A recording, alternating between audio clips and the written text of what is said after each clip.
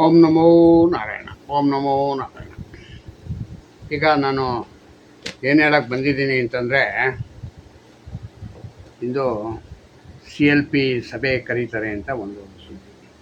CLP ಸಭೆಯಲ್ಲಿ ಯಾರು ನಾಯಕ ಅನ್ನೋದು ಇನ್ನೂ ನಿರ್ಣಯ ಆಗಬೇಕಾಗಿದೆ. ಕರ್ನಾಟಕ ರಾಜ್ಯದ ಮುಖ್ಯಮಂತ್ರಿ ಸಿದ್ದರಾಮಯ್ಯನವರು ಮುಖ್ಯಮಂತ್ರಿ ಸ್ಥಾನಕ್ಕೆ ವಿದಾಯ ಹೇಳಿದ ನಂತರ ತೆರವಾದ ಮುಖ್ಯಮಂತ್ರಿ ಸ್ಥಾನವನ್ನು ತುಂಬಲು CLP ಸಭೆ. ಈ CLP ಸಭೆ ವಿಧಾನಸೌಧದಲ್ಲೇ ನಡೀತದೆ ಅಂತ ಹೇಳಿದ್ದಾರೆ. ನೋಡೋಣ.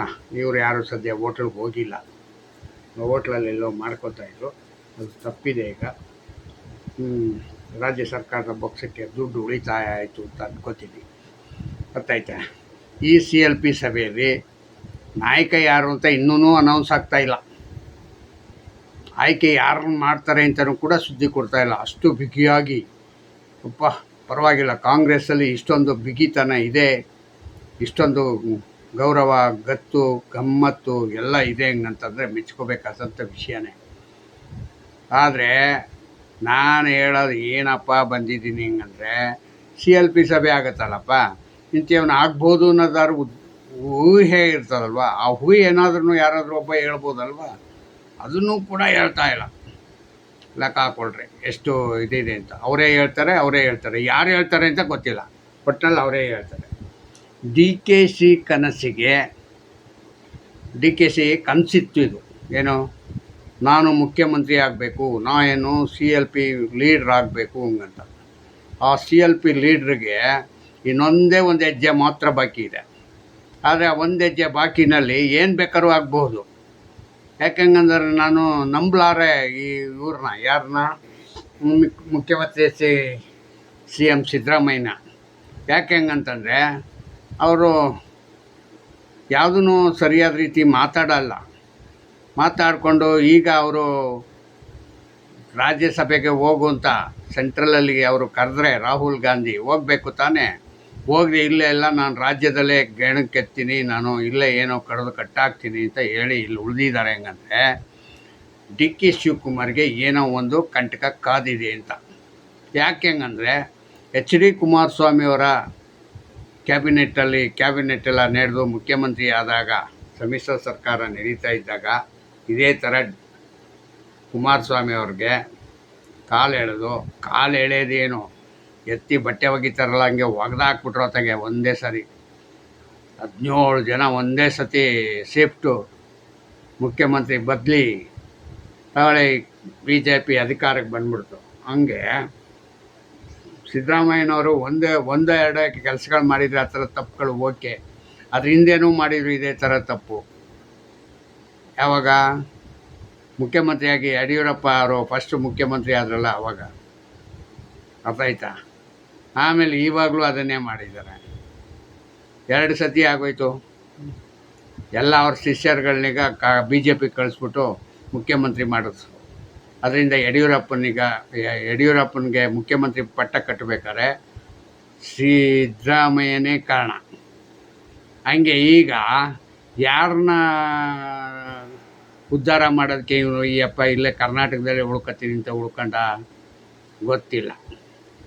ಕರ್ನಾಟಕದಲ್ಲೇ ಉಳ್ಕೊಂಡು ಮತ್ತು ಇಲ್ಲಿ ಯಾರೋ ಇವ್ರಿಗೇನೋ 87 ಜನ MLAಗಳವರಂತೆ. ಎಲ್ಲ ಸಂಗ್ರಹ ಆಗಿ ಸೈನ್ ಹಾಕಿ ಎಲ್ಲ ಕಾಯ್ತಾ ಇದ್ದಾರೆ.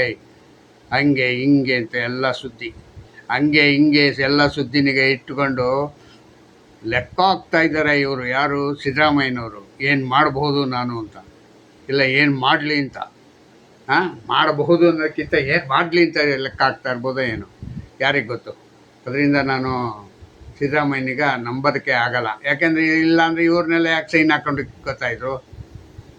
ನಮ್ಮ ಜೊತೆ ಇಷ್ಟವ್ರೆ ಅಂತ ತೋರಿಸೋದಕ್ಕಾದ್ರೆ ನೋಡುವ, DK ಶಿವಕುಮಾರ್ಗೆ ಒಂದು ಚೌಕ್ ಕೊಡೋಕ್ಕೆ ಏನು ಬೇಕೋ ಅದನ್ನೆಲ್ಲ ಮಾಡ್ತಾರೆ. ಯಾಕೆಂದರೆ ಹಿಂದೆ ಎಲ್ಲ ಅವ್ರ ಸ್ನೇಹಿತರ ಕೈಯಲ್ಲಿ, ಅವರ ಮಗನ ಕೈಯಲ್ಲಿ, ನಮ್ಮಪ್ಪನೇ 5 ವರ್ಷ ಮುಖ್ಯಮಂತ್ರಿ ಎತ್ತಿದ್ದ ಮಾದೇವಪ್ಪ, ಯಾರು ಸಿದ್ದರಾಮಯ್ಯನೇ 5 ವರ್ಷ ಕಂಟಿನ್ಯೂ ಆಗ್ತಾರೆ ಅಂತಿದ್ದ. KN ರಾಜಣ್ಣ, ಸಿದ್ದರಾಮಯ್ಯನ ಬಿಟ್ಟರೆ ಬೇರೆ ಇನ್ಯಾರು ಆಗೋಕ್ಕಾಗಲ್ಲ ರೀ, ಒಂದು ವೇಳೆ ಹೋಗ್ಬಿಟ್ರೆ ಕಾಂಗ್ರೆಸ್ಸೇ ಹೋಗ್ಬಿಡುತ್ತೆ ಅಂತ ಇದ್ರು. ಎಲ್ಲಿಗೆ ಹೋಗೈತೆ? ಎಲ್ಲೂ ಹೋಗಿಲ್ಲ, ಇಲ್ಲೇ ಇದೆಯಲ್ಲಪ್ಪ ಮಿಸ್ಟರ್ ಕೆ ಎನ್ ರಾಜಣ್ಣವ್ರೆ. ಹಾಂ, ಎಲ್ಲೂ ಹೋಗೇ ಇಲ್ಲ, ಕರ್ನಾಟಕದಲ್ಲೇ ಉಳ್ಕೊಂಡೈತೆ. ಏನ್ರಿ ಎಲ್ಲ ಒಬ್ಬರಿಗೊಬ್ಬರು ಬಾಯಿಗೆ ಬಂದಾಗ ಮಾತಾಡಿ ಹೆಂಗೆ ಒಳ್ಳೆ ಏನಪ್ಪ ಅಂದರೆ, ಒಂದು ನೀವೆಲ್ಲ ಮಾತಾಡ್ತಾ ಇರೋದಾದರೆ ಜನರಿಗೆ ಏನಾಗಿದೆ ಗೊತ್ತಾ, ಎಂಟರ್ಟೈನ್ಮೆಂಟ್ ಸಿಗತ್ತೆ. ಟಿ ವಿ ನೋಡೋಂಗೇ ಇಲ್ಲ ಅವರು, ಪಿಕ್ಚರೇ ನೋಡೋಂಗಿಲ್ಲ, ಧಾರಾವಾಹಿ ನೋಡೋಂಗಿಲ್ಲ. ನಿಮ್ಮದೇ ಒಂದು ಧಾರಾವಾಹಿ, ಕಾಂಗ್ರೆಸ್ ಧಾರಾವಾಹಿ ಅಂತ. ಈ ಕಾಂಗ್ರೆಸ್ ಧಾರಾವಾಹಿ ನೋಡೋದ್ರಲ್ಲೇ ಜನ ನಿರತರಾಗ್ಬಿಟ್ಟವ್ರೆ. ಅವನ ರಾಜಕೀಯ ಅಂತಾರೆ. ನೀವು ಒಬ್ಬರೇನ ರಾಜಕೀಯ ಮಾಡೋದು? ಜನನೂ ರಾಜಕೀಯ ಮಾಡ್ತಾರೆ. ಯಾಕೇಳಿ? ನೀವು ಆಡೋ ಆಟನೆಲ್ಲ ನೋಡ್ತಾರಲ್ವ, ಅದಕ್ಕೆ ಅವರು ಆಡ್ದಂಗೆ ನೋಡ್ದಂಗೆ. ಹಾಂ, ಅರ್ಥ ಆಯ್ತಾ? ಈಗ ಮಂತ್ರಿ ಪದವಿ ಕೊಡಬೇಕು. ಮಂತ್ರಿ ಪದವಿಗೆ ಏನೇನು ಹೇಳ್ತಾ ಇರೋದು? 5 ಜನ ಉಪಮುಖ್ಯಮಂತ್ರಿಗಳಂತೆ, 6 ಜನ ಅಂತೆ, ಜಾತಿಗೊಬ್ಬ ಉಪಮುಖ್ಯಮಂತ್ರಿ. ಎಲ್ಲರನ್ನೂ ಕಟ್ಕೊಂಡು ಏನಯ್ಯ ಮಾಡ್ತೀರಾ? ಇರೋ ಮಂತ್ರಿ ಕೊಟ್ರೇ ಕೆಲಸ ಮಾಡೋದು ಕಷ್ಟ, ಅದರಲ್ಲಿ ಉಪಮುಖ್ಯಮಂತ್ರಿ ಬೇರೆ ತಗೊಂಡು ಏನು ಮಾಡ್ತೀರಾ? ಏನು ಕಿರೀಟ ಸಿಕ್ಬಿಡುತ್ತೆ ಹೋಗಲಿ ನಿಮಗೆ. ಅದೇ ಏನು ಅಂದರೆ, ಮುಖ್ಯಮಂತ್ರಿಗೆ ಅವನು ಕೆಲಸ ಮಾಡ್ತಿದ್ದಂಗೆ ಮಾಡೋಕ್ಕೆ. ಮುಖ್ಯಮಂತ್ರಿ ಎಲ್ಲಿ ಕೆಲಸ ಮಾಡಿಬಿಡ್ತಾನೆ ಅಂತ ನೀವೇನು ಮಾಡೋದು? ಈಗ ಡಿ ಕೆ ಶಿವಕುಮಾರ್ ಮಾಡಿದ್ನಲ್ಲ ಸಿದ್ದರಾಮಯ್ಯನಿಗೆ, ಎಲ್ಲದಕ್ಕೂ ಸಿದ್ದರಾಮಯ್ಯ ಇವನು ಕೇಳ್ಕೊಂಡೇ ಮಾಡಬೇಕು, ಆ ಥರ ಮಾಡ್ಕೊಂಡು ಇಟ್ಕೊಂಡಿದ್ದ. ಹಂಗೆ ಈಗ ನೋಡಿ, ಅವನಿಗೆ ಕಟ್ಟಿಟ್ಟ ಬುಟ್ಟಿದ್ದಂಗೆ ಆಯಿತು ಈಗ. ಯಾರಿಗೆ? ಡಿ ಕೆ ಶಿವಕುಮಾರ್ಗೆ. ಅವರು ಒಂದು 3 ವರ್ಷದಿಂದ ಆಟ ಆಡಿಸ್ತಾರೆ ಸಿದ್ದರಾಮಯ್ಯನಿಗ. ಈಗ ಸಿದ್ದರಾಮಯ್ಯ ಹಿಂದ್ಗಡೆಯಿಂದ ಆಡ್ಸೋಕ್ಕೆ ಏನು ಬೇಕಾದ್ರೆ ಈಗ ಅವರೇ 5 ಜನನ ಕಳಿಸಿರ್ಬೋದು, 5 ಜಾತಿಯವ್ರನ್ನ. ಯಾರ್ಯಾರು ಅದನ್ನು ಏನೋ ಕಾಂಗ್ರೆಸ್ ಇದರಿಂದ ಯಾರೋ ಮುಸ್ಲಿಮಿಂದ ಜಮೀರ್ ಅಹಮದ್ ಅಂತೆ, ಮತ್ತು ಇವನಂತೆ ಯಾರೋ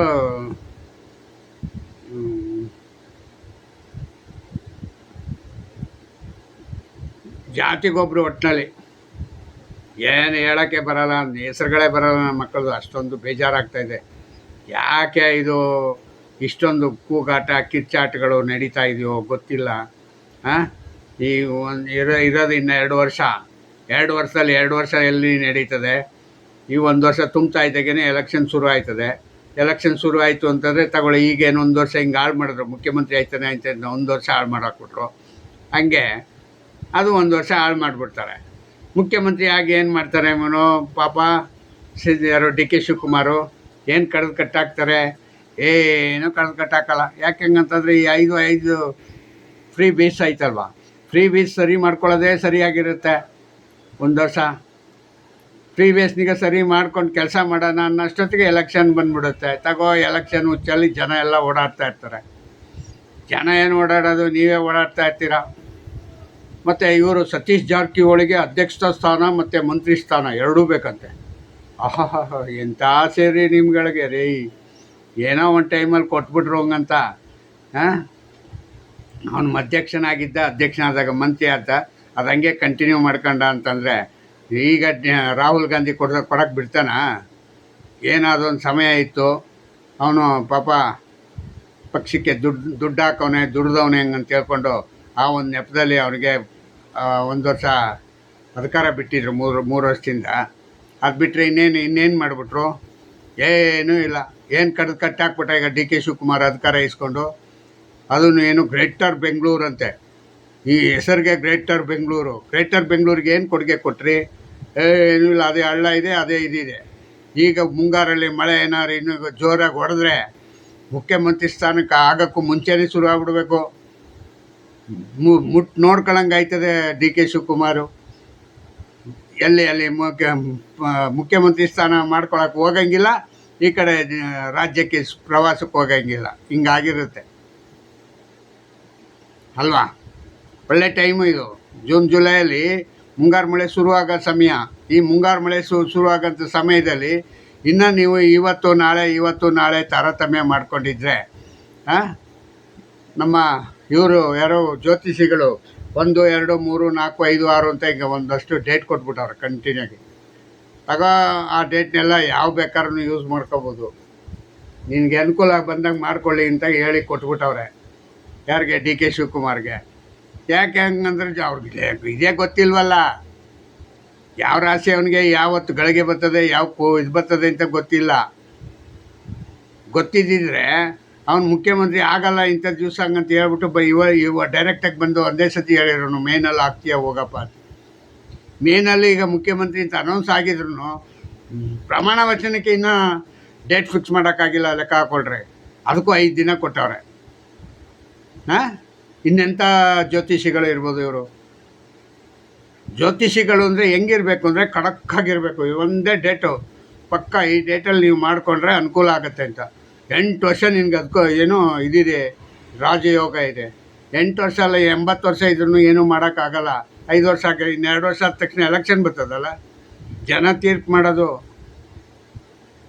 ರಾಜಗುರುಗಳೇ, ಜನ ತೀರ್ಪು ಮಾಡೋದು, ನಿನ್ನ ಯೋಗಗೀಗ ತೀರ್ಪು ಮಾಡೋದು ಅಲ್ಲ. ಇದು ಏನೆಲ್ಲ ಪಲ್ಟಿ ಆಗ್ಬಿಟ್ಟದ ಜನ ಎಲ್ಲ. 4 ಕೋಟಿ ಜನನು ಒಂದಕ್ಕೆ ಪಲ್ಟಿ ಆಗೋದು ಆಸೆಗೆ. ಆಸೆ ಏನು, ಈಗ ಫ್ರೀ ಬೇಸ್ ಕೊಟ್ರಲ್ವ, ಹಂಗೆ ಇನ್ನೊಂದು ಯಾವ್ದಾದ್ರು ಬೇಸ್ ಕೊಡ್ತೀನಿ ಹಿಂಗಂದರೆ ಒಂದು ವೇಳೆ ನಿಮಗೆ ರಿಟರ್ನು ಓಟ್ ಹಾಕ್ಬೋದು. ನೆಕ್ಸ್ಟ್ ಬೇಸಲ್ಲಿ ಈ ಆಸೆ ಗೀಸೆ ಕೊಡೋಕ್ಕೆ ಆಗೋಲ್ಲ. ಯಾಕೆ ಹಂಗಂತಂದರೆ ಈಗ ಕೊಟ್ಟಿರೋದನ್ನೇ ತೀರ್ಸೋಕ್ಕಾಗಿಲ್ವಲ್ಲ. ಇದು 5 ವರ್ಷ ಕಂಟಿನ್ಯೂ ಆಗುತ್ತೆ ಅಂತ ಯಾವ ಗ್ಯಾರಂಟಿ?